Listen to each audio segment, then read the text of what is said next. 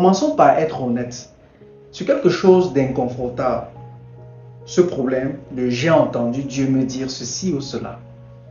Le cerveau humain est une machine qui rationalise énormément. Vous pouvez prendre n'importe quelle décision, même une mauvaise, et votre cerveau va trouver les arguments, les versets et les confirmations pour vous dire que c'est juste. C'est ce que les psychologues appellent le biais de confirmation. Et les chrétiens vraiment n'y échappent pas. Nous avons simplement un vocabulaire plus élaboré pour le pratiquer. On appelle ça avoir la foi ou avoir reçu une confirmation. Je ne dis pas cela pour vous décourager d'écouter Dieu. On a vraiment besoin d'écouter Dieu. Je dis cela pour vous préparer à l'écouter correctement.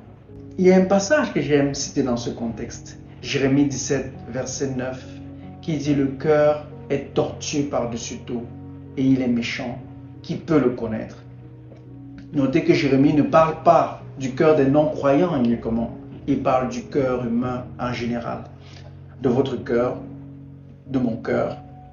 Alors quand quelqu'un me dit « Dieu m'a dit de lancer ce projet », je ne dis pas qu'il ment. Je n'ai pas cette prétention. Je demande par quel processus êtes-vous arrivé à cette conclusion? Parce qu'il y a une différence fondamentale entre j'ai un désir fort, j'ai prié dessus, j'ai trouvé un verset qui semble le confirmer et j'ai interprété une coïncidence comme un signe.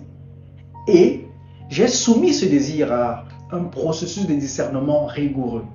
J'ai cherché les contre-indications autant que les confirmations. J'ai rendu des comptes à des personnes sages.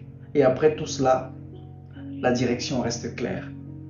Les deux peuvent produire le même résultat, mais l'un est du discernement, l'autre est de l'auto-confirmation habillée en spiritualité.